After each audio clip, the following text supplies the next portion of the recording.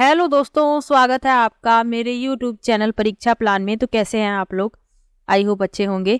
तो जैसा कि आप लोगों को पता है कि साइंस को मैं कंप्लीट पढ़ा चुकी हूँ NCERT से, जो 6 to 8 की बुक चलती है उससे मैंने साइंस को कंप्लीट पढ़ा दिया है। प्ले लिस्ट बनी हुई है, वहाँ पर आप सभी वीडियो एक साथ प्राप्त कर सकते हैं। और अब मैं साइंस के इम्पोर्टेंट क्वेश्चन की प्रैक्टिस करवा रही हूँ। तो चलिए आज की वीडियो को शुरू करते हैं। और प्रैक्टिस में पेडागोजी के क्वेश्चन भी साथ में करवा रही हूँ, यानी 15 क्वेश्चन आपके NCERT बेस्ड हैं और 15 पेडागोजी के हैं। तो चलिए शुरू करते हैं। वीडियो देखने के बाद यदि आपको अच्छा लगे तो वीडियो को लाइक और शेयर कीजिएगा, और यदि आप चैनल पर नए हैं तो चैनल को सब्सक्राइब कर लीजिए। तो चलिए शुरू करते हैं। पहला प्रश्न लिखा है, मृदा ए की निम्न जल वहन क्षमता और उच्च अंतःस्रवण दर है। इस मृदा में जैविक पदार्थ का स्तर कम है। मृदा बी की जल वहन क्षमता उच्च है और अंतःस्रवण दर अति निम्न है, इसमें जैविक पदार्थ की मात्रा अधिक है। मृदा सी में जल वहन क्षमता, अंतःस्रवण दर और जैविक पदार्थ की मात्रा मध्यम है। ABC की पहचान कीजिए। यानी कि हमें इनके गुण बता दिए गए हैं और उसी के आधार पर हमें मृदा के नाम बताने हैं।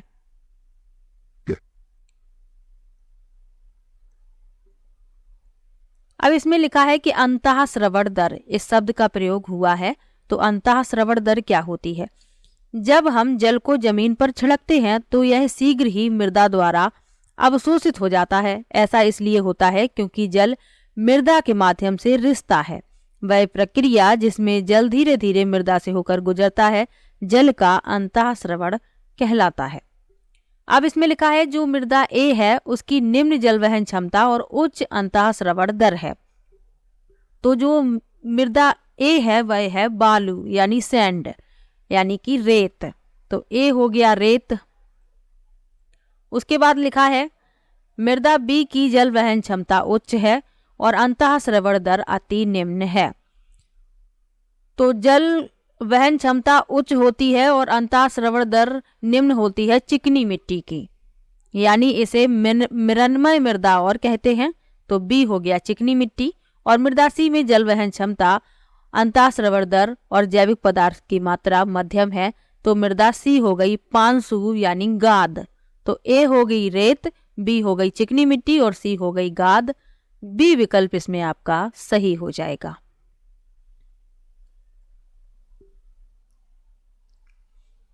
जो बालू होती है इसमें क्या होता है, बड़े कणों का अनुपात अधिक होता है।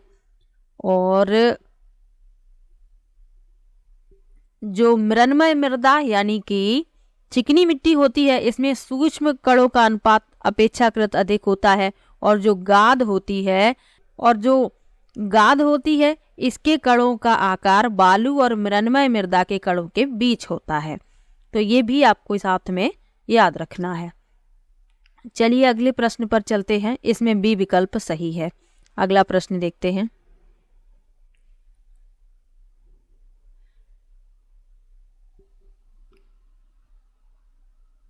लिखा है निम्न कथनों को पढ़िए और सही विकल्प का चुनाव कीजिए। क्या लिखे हुए हैं कथन?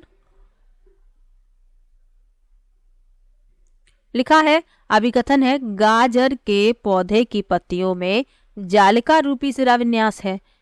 दूसरा कथन लिखा है जिन पौधों में मूसला जड़ होती है उनकी पत्तियों में जालिका रूपी शिराविन्यास होता है। और रेशेदार जड़ों वाले पौधों की पत्तियों में जालिका रूपी शिराविन्यास होता है। और जड़ों के प्रकार एवं पत्तियों के शिराविन्यास में कोई संबंध नहीं है। अब बताना है कि कौन से विकल्प सही है। तो जड़ें जो होती हैं यह पानी और खनिजों के अवशोषण और चालन में मदद करती हैं। जड़ें 2 प्रकार की होती हैं, मूसला जड़ और रेशेदार जड़। ये सब आप लोगों को मैं पढ़ा चुकी हूँ। अब इसमें कहा गया है ये कथन दिए गए हैं और उसी के आधार पर विकल्प चुनने हैं कि कौन सा विकल्प सही है। तो इसमें जो पहला लिखा हुआ है, यानी 1 अभिकथन है और 3 इसके कथन दिए गए हैं। 1 अभिकथन है। तो पहले विकल्प में लिखा है कि A एवं S1 सही है और A का समर्थन S1 करता है। यानी जो अभिकथन लिखा है कि गाजर के पौधे की पत्तियों में जालिका रूपी शिराविन्यास है, ये सही है। और इन कथनों में से सिर्फ S1 इसका समर्थन कर रहा है कि जिन पौधों में मूसला जड़ होती है उनकी पत्तियों में जालिका रूपी शिराविन्यास होता है। और जो गाजर है इसमें मूसला जड़ पाई जाती है। मूसला जड़ क्या होती है? एक मुख्य जड़ होती है और उससे छोटी छोटी जड़ें निकलती हैं इस प्रकार से। और जो रेशेदार जड़ें होती हैं इनमें कोई भी मुख्य जड़ नहीं होती है। तो इसमें जो पहला है वह सही हो जाएगा। पहला विकल्प इस प्रश्न का उत्तर है।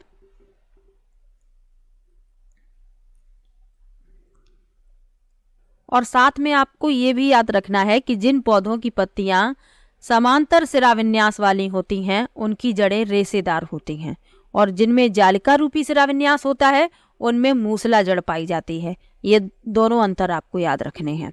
चलिए अगले प्रश्न पर चलते हैं। लिखा है, पृथ्वी से हम चंद्रमा की जो प्रावस्थाएं देखते हैं वे सूर्य, पृथ्वी और चंद्रमा की सापेक्ष स्थितियों में परिवर्तनों के कारण हैं। निम्न में से कौन सा कथन उपरोक्त के संदर्भ में सही है? पहला लिखा है, पूर्ण चंद्रमा के दिन पृथ्वी सूर्य और चंद्रमा के बीच में आ जाती है। अमावस्या के दिन चंद्रमा पृथ्वी एवं सूर्य के बीच में होता है। अमावस्या के दिन पृथ्वी सूर्य और चंद्रमा के बीच में होती है। और चौथा विकल्प लिखा है, अमावस्या के दिन सूर्य, चंद्रमा और पृथ्वी के बीच में होता है। अब जिस दिन पूर्णिमा होती है उस दिन चंद्र ग्रहण होता है, और जिस दिन अमावस्या होती है उस दिन होता है सूर्य ग्रहण। ये आपको याद रखना है। अब इसमें सत्य कथन बताने हैं, तो इसमें पहला सही है।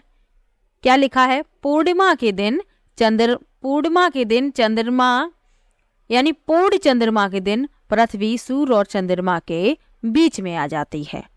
जब पूर्णिमा होती है उस दिन क्या होता है? पृथ्वी सूर्य और चंद्रमा के बीच में आती है, ये सही है। और इसी दिन होता है चंद्र ग्रहण।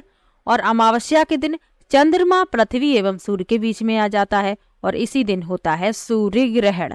तो दोनों ही बातें आपको याद रखनी है।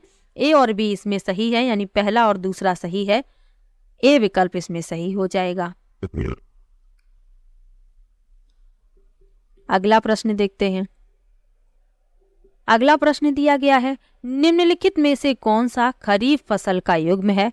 पहला विकल्प है गेहूं सरसों, दूसरा है सरसों धान, तीसरा है धान मक्का और चौथा है मक्का मटर। तो 3 प्रकार की फसलें होती हैं। इसके पहले वाले वीडियो में भी इस प्रकार का प्रश्न आया था और उसमें मैंने आपको बताया था। एक बार फिर से बता देती हूँ। 3 प्रकार की फसलें होती हैं, रबी, खरीफ और जायद। पिछले वीडियो में रबी की फसल पूछी गई थी, इसमें खरीफ की फसल पूछी गई है। तो जो खरीफ की फसलें होती हैं ये बोई जाती हैं जून और जुलाई तक। जब मानसून की शुरुआत होती है तब ये फसलें बोई जाती हैं और सितंबर अक्टूबर तक ये काट ली जाती हैं। इनमें क्या क्या उगाया जाता है? चावल, मक्का, ज्वार, दालें, ये सभी उगाया जाता है खरीफ की फसल में।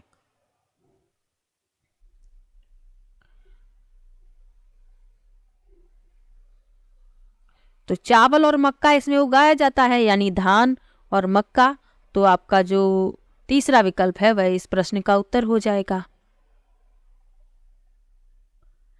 धान की जगह आपको चावल भी लिखा मिल सकता है, तो आपको ध्यान रखना है धान से ही चावल प्राप्त होता है।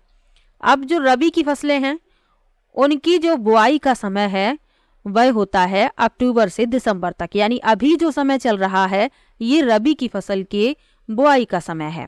इसमें क्या क्या उगाया जाता है? गेहूं, आलू, चना, सरसों, जौ, ये सभी रबी की फसल में उगाया जाता है। और जायद की फसल होती है जो इनको गर्मी के मौसम में बोया जाता है और इसमें मुख्य रूप से सब्जियां शामिल हैं। तो आपको ये सब भी साथ में याद रखना है। इसमें आपका सी विकल्प सही हो जाता है।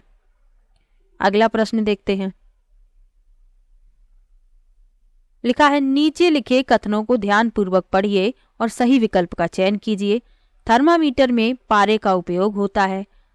अभिकथन है, कारण दिया गया है पारा ऊष्मा का अच्छा सुचालक है, और दूसरा कारण दिया गया है गर्म किए जाने पर पारे का समान रूप से प्रसार होता है।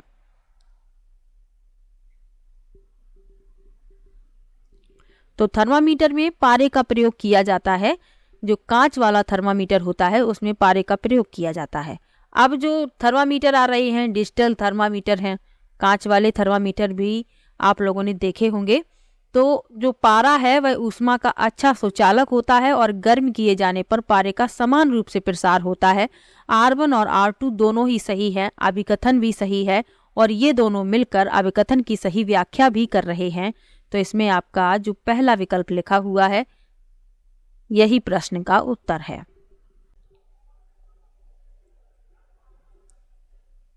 अगले प्रश्न पर चलते हैं। लिखा है नीचे दिए गए कथनों को पढ़िए। सभी प्रोटोजोआ एक कोशिकीय होते हैं। दूसरे में लिखा है सभी बैक्टीरिया एक कोशिकीय होते हैं और तीसरे में लिखा है सभी मानव एक कोशिकीय होते हैं। ऊपर लिखित कथन कौन से कथन सही है? ये कथन दिए गए हैं और इनमें जो सत्य हैं वह बताने हैं।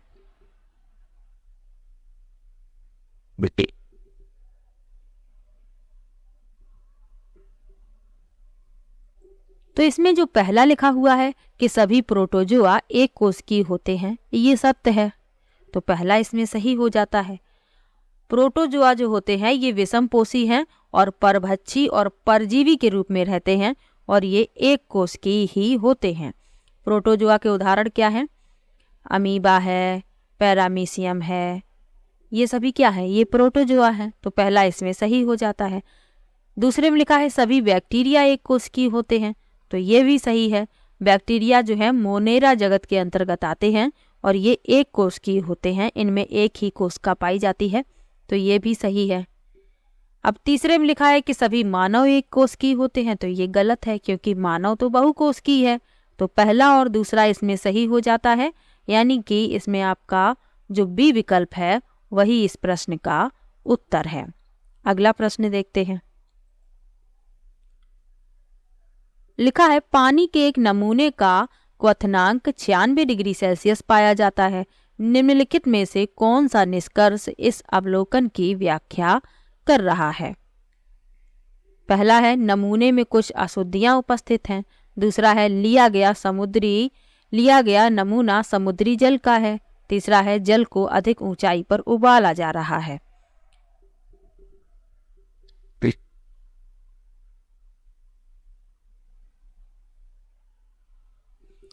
तो इसमें लिखा है कि पानी के एक नमूने का क्वथनांक 96 डिग्री सेल्सियस है, तो आपको क्वथनांक पता होना चाहिए।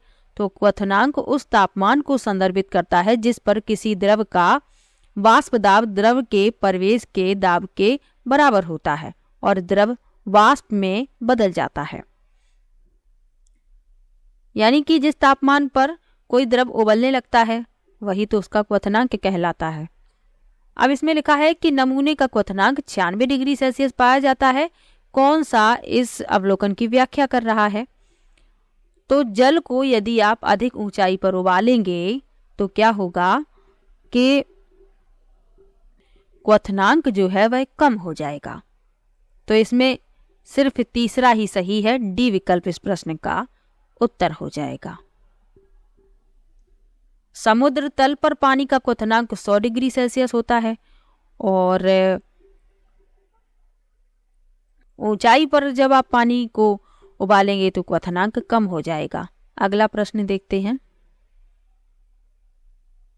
लिखा है एल्यूमिनियम का कौन सा गुणधर्म उसे खाद्य सामग्री लपेटने के लिए फॉयल यानी पन्नी बनाने के लिए उपयुक्त बनाता है?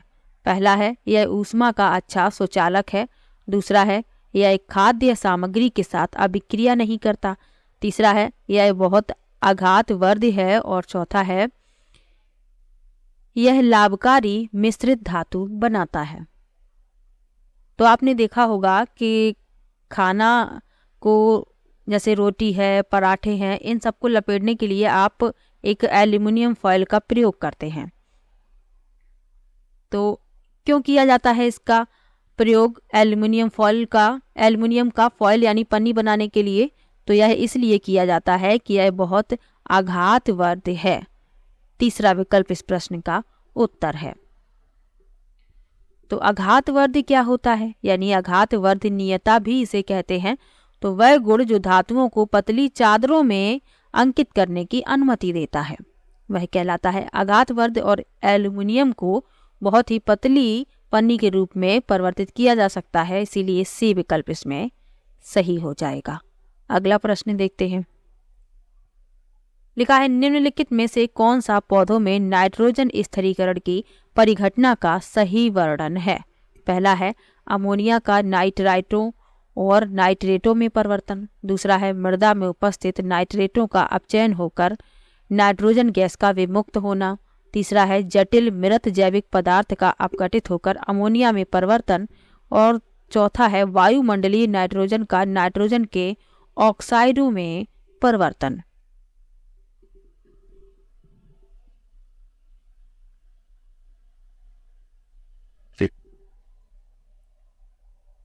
तो पृथ्वी के वायुमंडल में कितने प्रतिशत नाइट्रोजन है, आप लोग कमेंट बॉक्स में बताएंगे, क्योंकि मैंने आपको कई बार बताया है। जब मैंने लेसन पढ़ाया था ये वाला, तब मैंने आपको डिटेल में बताया था। तो इसमें पूछा गया है कि नाइट्रोजन स्थिरीकरण की परिघटना का सही वर्णन कौन सा है। तो अमोनिया का नाइट्राइटों और नाइट्रेटों में परिवर्तन, ये नाइट्रोजन स्थिरीकरण की परिघटना का सही वर्णन है। ए विकल्प इसमें सही हो जाएगा।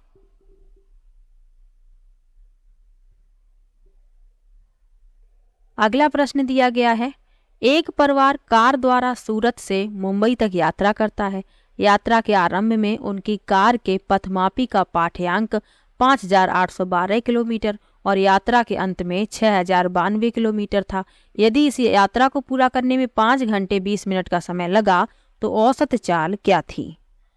तो जो अंत का पाठ्यांक है 6092, इसमें से आरंभ के पाठ्यांक को घटा दीजिए तो हमें दूरी मिल जाएगी। तो घटाने पर हमें मिलेगा 280। 6092 में से हम 5812 को घटा देंगे तो हमें मिलेगा 280। चाल बराबर क्या होता है, दूरी बटे समय। दूरी हमें ये मिल गई। अब लिखा है कि उन्हें इस यात्रा को पूरा करने में 5 घंटे 20 मिनट का समय लगा। तो जो दूरी है वह किलोमीटर में है, तो समय घंटे में होना चाहिए। तो 20 मिनट को भी घंटे में बना लेंगे। तो 20 मिनट को घंटे में बनाएंगे, 60 से भाग देंगे तो हमें मिलेगा 0.33 और इसे 5 घंटे में जोड़ देंगे तो हमें मिल जाएगा समय 5.33। इसे जब हम भाग दे देंगे तो हमें मिलेगा 52.5 किलोमीटर प्रति घंटा, यानी कि आपका जो सी विकल्प है वही इस प्रश्न का उत्तर हो जाएगा। आपको क्या करना है, एक बार फिर से समझ लीजिए। जो अंत का पाठ्यांक है उसमें से प्रारंभिक पाठ्यांक को घटा दीजिए, हमें मिल जाएगी दूरी। चाल बराबर दूरी बटे समय होता है। अब दूरी किलोमीटर में है तो समय घंटे में होना चाहिए।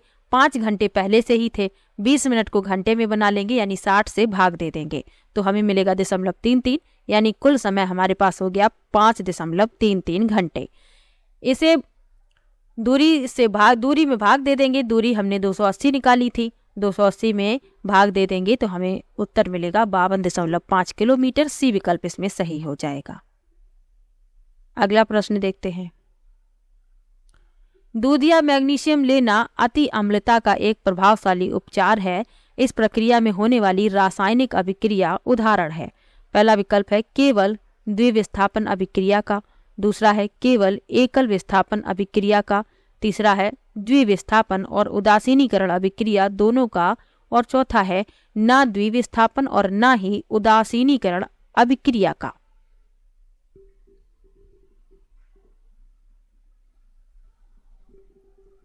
तो आप लोगों ने देखा होगा कि जब कभी भी आपको एसिडिटी हो जाती है, यानी आपके पेट में अति अम्लता हो जाती है, तो डॉक्टर आपको एक सिरप देते हैं जिसमें सफ़ेद सफ़ेद सा भरा रहता है। वह होता है मिल्क ऑफ मैग्नीशिया या दूधिया मैग्नीशियम। तो ये क्या करता है, पेट में जो अम्ल हो जाता है ज़्यादा, यानी अम्लता हो जाती है, तो ये क्षार होता है और अम्ल और क्षार अभिक्रिया करके उदासीनीकरण अभिक्रिया बनाते हैं। और इसमें क्या होता है, 2 यौगिक मिलकर एक नया पदार्थ भी बनाते हैं। तो यह जो अभिक्रिया होती है यह द्विविस्थापन और उदासीनीकरण अभिक्रिया दोनों का उदाहरण है। सी विकल्प इसमें सही हो जाएगा। अगला प्रश्न देखते हैं। लिखा है किसी सरल लोलक के आवर्तकाल पर उसकी लंबाई चौगुनी कर देने का क्या प्रभाव होगा। तो यदि सरल लोलक के आवर्तकाल पर क्या प्रभाव होगा, यदि उसकी लंबाई को चौगुना कर दिया जाए तो आवर्तकाल दुगना हो जाएगा। बी विकल्प इसमें सही है।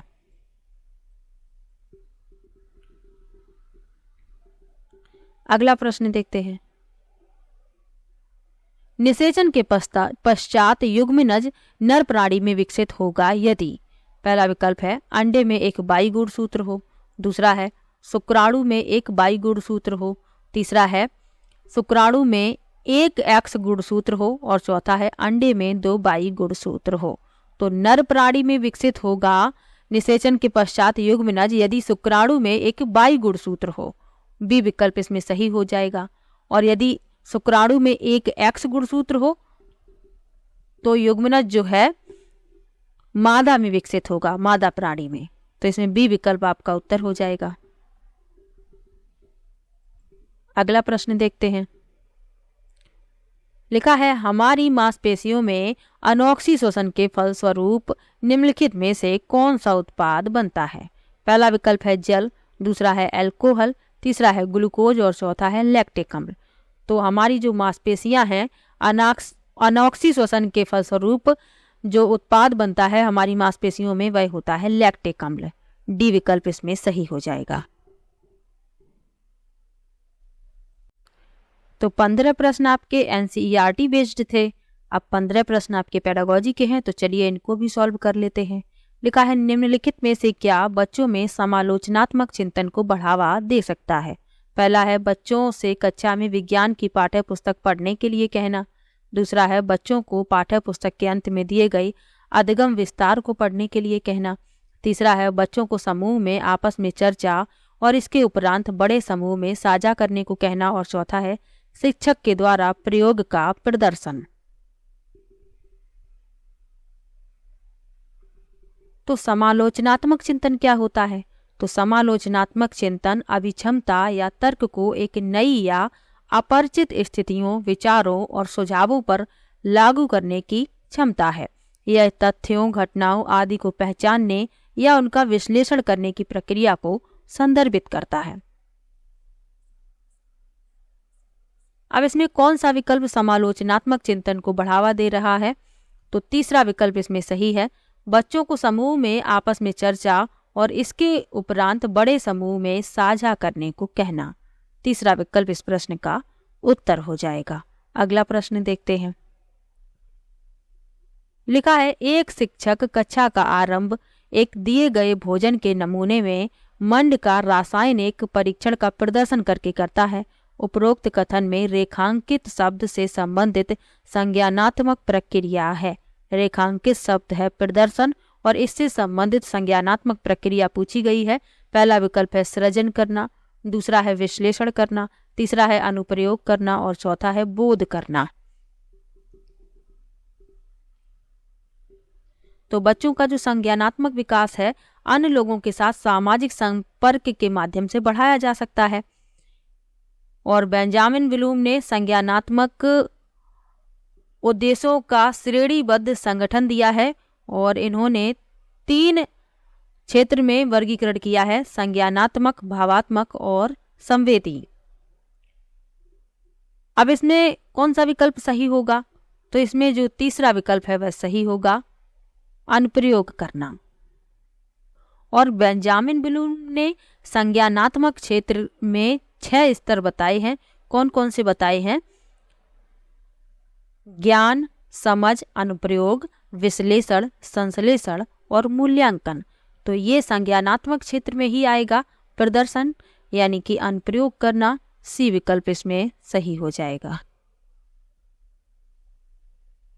अगला प्रश्न देखते हैं। निम्नलिखित में से कौन सी गतिविधि बच्चों में सक्रिय अधिगम का प्रावधान नहीं करेगी।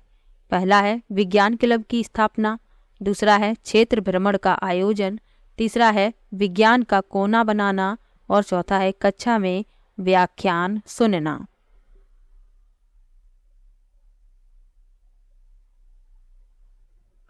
तो इसमें लिखा है कौन सी गतिविधि बच्चों में सक्रिय अधिगम का प्रावधान नहीं करेगी।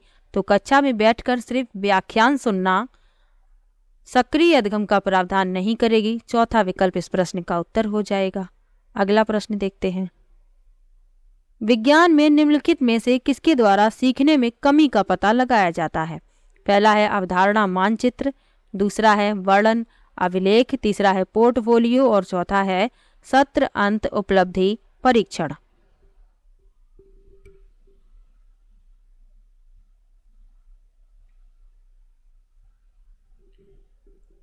तो किसके द्वारा सीखने में कमी का पता लगाया जाता है? तो अवधारणा मानचित्र द्वारा, वर्णन अभिलेख द्वारा, पोर्टफोलियो द्वारा। ABC इसमें सही है। तीसरा विकल्प इस प्रश्न का उत्तर हो जाएगा। अब सत्र अंत परीक्षण उपलब्धि परीक्षण इसमें क्यों नहीं है? क्योंकि सत्र के अंत में उपलब्धि परीक्षण का आयोजन किया जाता है। यह विषयों में शिक्षार्थियों के सीखने के अंतराल को खोजने के लिए उपयोगी नहीं है, क्योंकि यह विद्यार्थियों की सापेक्ष उपलब्धि को मापने के लिए किया जाता है। तो इसमें ABC ही आएंगे। तीसरा विकल्प इस प्रश्न का उत्तर हो जाएगा। अगला प्रश्न देखते हैं। निम्नलिखित में से कौन सा साधन अवलोकन आधारित है? पहला है मौखिक परीक्षण, दूसरा है लिखित परीक्षण, तीसरा है कागज पेंसिल परीक्षण और चौथा है वर्णन अभिलेख। तो इसमें पूछा गया है कौन सा साधन अवलोकन आधारित है। तो वर्णन अभिलेख जो है यह अवलोकन आधारित है। चौथा विकल्प इस प्रश्न का उत्तर हो जाएगा।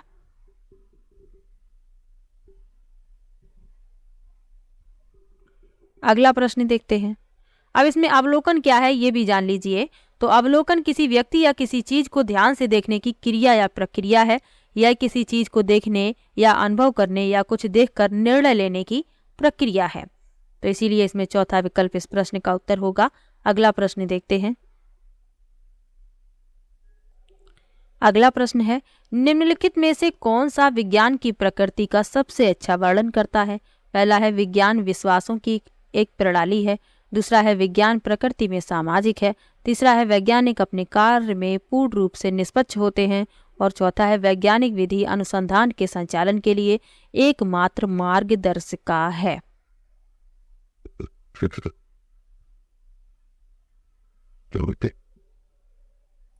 तो विज्ञान की प्रकृति के संबंध में सबसे अच्छा वर्णन पूछा गया है। तो विज्ञान प्रकृति में सामाजिक है। दूसरा विकल्प इस प्रश्न का उत्तर हो जाएगा।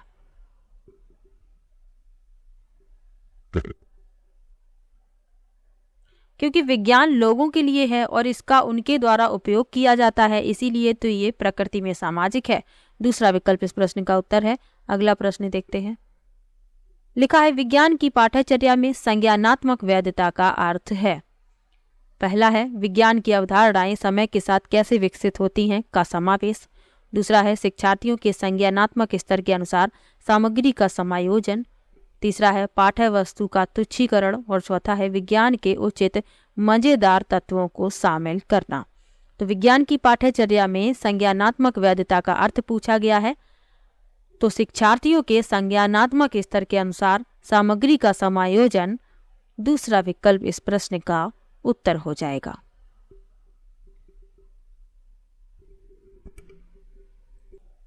क्योंकि संज्ञानात्मक वैधता क्या कहती है कि पाठ्यक्रम की प्रक्रिया, सामग्री, भाषा और शैक्षणिक व्यवहार आयु के उपयुक्त हो और बच्चों की संज्ञानात्मक पहुंच के भीतर हो। तो संज्ञानात्मक वैधता से प्रश्न पूछा जाता है, तो इसे आप याद रखिएगा। दूसरा विकल्प इसमें सही हो जाएगा। अगला प्रश्न देखते हैं। लिखा है NCF 2005 के अनुसार उच्च प्राथमिक स्तर के विज्ञान की पाठ्यचर्या में निम्नलिखित में से कौन सा अनुशंसित है?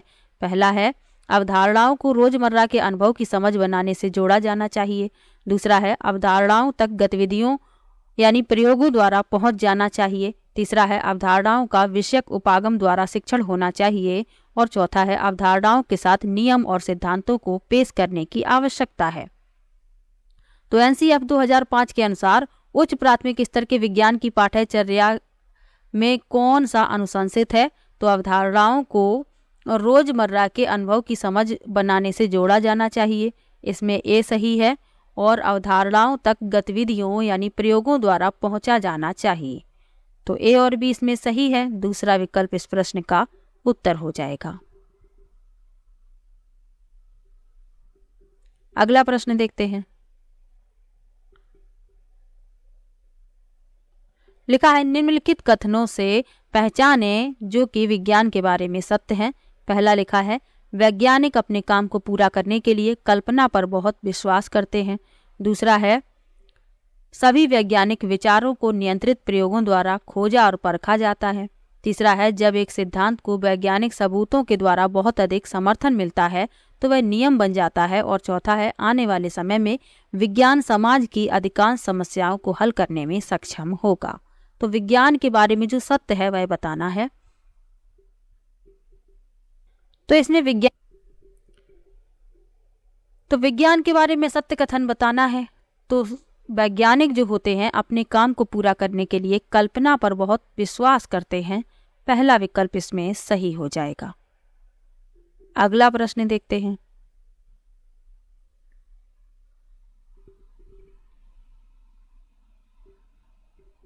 यीशु को एक सप्ताह के लिए मौसम की रिपोर्ट एकत्र करने का व्यक्तिगत कार्य दिया गया।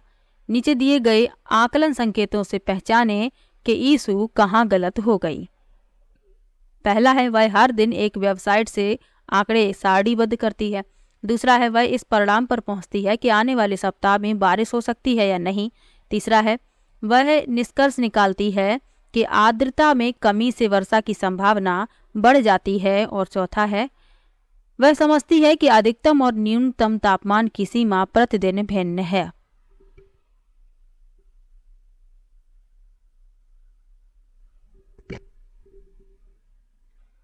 तो इसमें लिखा है कि यीशु को एक सप्ताह के लिए मौसम की रिपोर्ट एकत्र करने का व्यक्तिगत कार्य दिया गया। तो आकलन संकेतों से पहचाने कि यीशु कहाँ गलत हो गई।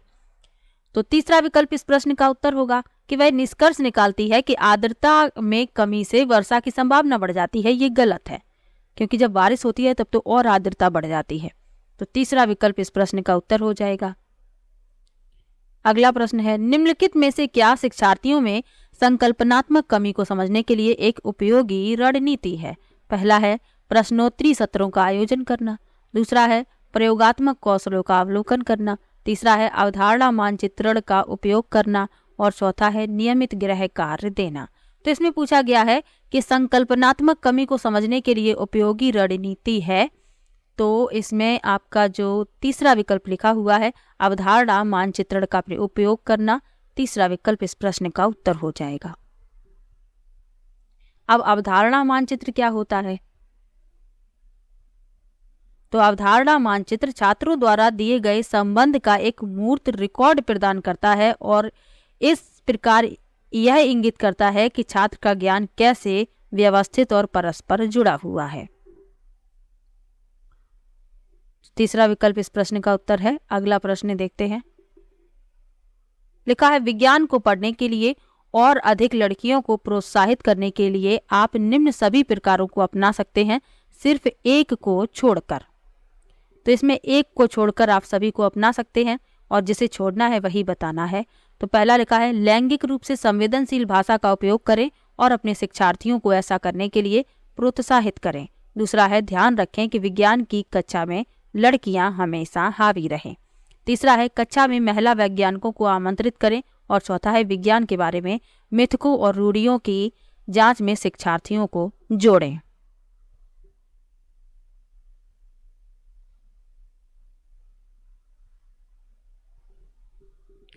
तो लैंगिक रूप से संवेदनशील भाषा का उपयोग करें और शिक्षार्थियों को ऐसा करने के लिए प्रोत्साहित करें, ये तो सही है। विज्ञान के बारे में मिथकों और रूढ़ियों की जांच में शिक्षार्थियों को जोड़ें, ये भी सही है। कक्षा में महिला वैज्ञानिकों को आमंत्रित करें, ये भी सही है। लेकिन विज्ञान की कक्षा में हमेशा लड़कियां हावी रहें, ये गलत है, क्योंकि जब लड़कियां हावी रहेंगी तो ये लड़कों के साथ पक्षपात हो जाएगा। और हमें क्या करना है? हमें लड़के और लड़कियों को समान समझना है। तो इसीलिए इसमें पहले यानी दूसरे को छोड़कर बाकी सभी अपना सकते हैं, इसे नहीं अपना सकते। और यही इस प्रश्न का उत्तर है, क्योंकि इसमें पूछा गया है कि आप निम्न सभी प्रकारों को अपना सकते हैं सिर्फ एक को छोड़कर। तो दूसरा विकल्प इस प्रश्न का उत्तर हो जाएगा। अगला प्रश्न देखते हैं। विज्ञान शिक्षक को और अधिक अपसारी प्रश्न पूछने चाहिए क्योंकि पहला विकल्प है यह एक गहन सोच को प्रोत्साहित और विकसित करता है। दूसरा है यह शिक्षार्थियों को उत्तर सही करने में दिशा प्रदान करता है। तीसरा है यह सोचने की युक्तियों को विकसित करता है। और चौथा है यह शिक्षार्थियों में सृजनात्मक व्यवहार के आकलन में सहायता करता है।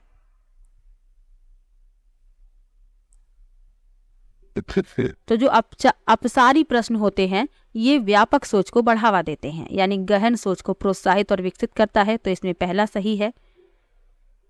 दूसरे में लिखा है यह शिक्षार्थियों को उत्तर सही करने में दिशा प्रदान करता है, ये गलत है। सी में लिखा है यह सोचने की युक्तियों को विकसित करता है। और डी में लिखा है यह शिक्षार्थियों में सृजनात्मक व्यवहार के आकलन में सहायता करता है। ए सी डी इसमें सही है। दूसरा विकल्प इस प्रश्न का उत्तर हो जाएगा। अपसारी जो प्रश्न होते हैं ये व्यापक सोच को बढ़ावा देते हैं और इनके एक से अधिक उत्तर होते हैं अपसारी प्रश्नों के। अगला प्रश्न देखते हैं। लिखा है कक्षा में प्रदर्शनों का उपयोग मुख्य रूप से शिक्षार्थियों को शामिल करता है। पहला है दृश्य और श्रवण सीखना, दूसरा है केवल दृश्य सीखना, तीसरा है दृश्य श्रवण और गतिबोधक सीखना, और चौथा है श्रवण और गतिबोधक सीखना। तो कक्षा में प्रदर्शनों का उपयोग मुख्य रूप से शिक्षार्थियों को शामिल करता है। तो दृश्य और श्रवण अधिगम यानी दृश्य और श्रवण सीखना पहला विकल्प इस प्रश्न का उत्तर हो जाएगा, क्योंकि जब प्रदर्शन किया जाता है तो बच्चे देखते भी हैं और सुनते भी हैं, दोनों प्रकार से सीखते हैं। आखिरी प्रश्न है घनत्व की अवधारणा के शिक्षण के लिए जांच उपागम का उपयोग करके अपनी विज्ञान शिक्षा के लिए नियोजन का क्रम दें। शिक्षार्थियों को तैरने और डूबने वाली वस्तुओं के बीच संबंध निर्धारित करने का अवसर दें। दूसरा है शिक्षार्थियों को विभिन्न वस्तुओं के साथ टब में पानी के साथ खेलने का अवसर दें। तीसरा है शिक्षार्थियों को एक छोटी नाव डिजाइन करने के लिए कहें जो 1 किलोग्राम वजन ले जा सके। तो इसमें क्रम देना है, नियोजन का क्रम बताना है। तो सबसे पहले आपको क्या करना है, शिक्षार्थियों को विभिन्न वस्तुओं के साथ टब में पानी के साथ खेलने का अवसर दें, यानी बच्चे समझ सकें कि कौन सी वस्तु डूब रही है, कौन सी तैर रही है। उसके बाद शिक्षार्थियों को तैरने और डूबने वाली वस्तुओं के बीच संबंध निर्धारित करने का अवसर दें, यानी पहले बी फिर ए और फिर सी। तो इसमें आपका BAC यानी कि जो चौथा विकल्प है वही इस प्रश्न का उत्तर है। तो 15 प्रश्न आपके NCERT बेस्ड थे और 15 आपके पेडागोजी के थे। किसी भी प्रश्न में आपको डाउट हो तो आप कमेंट बॉक्स में ज़रूर लिखिएगा। मिलते हैं नेक्स्ट वीडियो में, तब तक के लिए बाय बाय।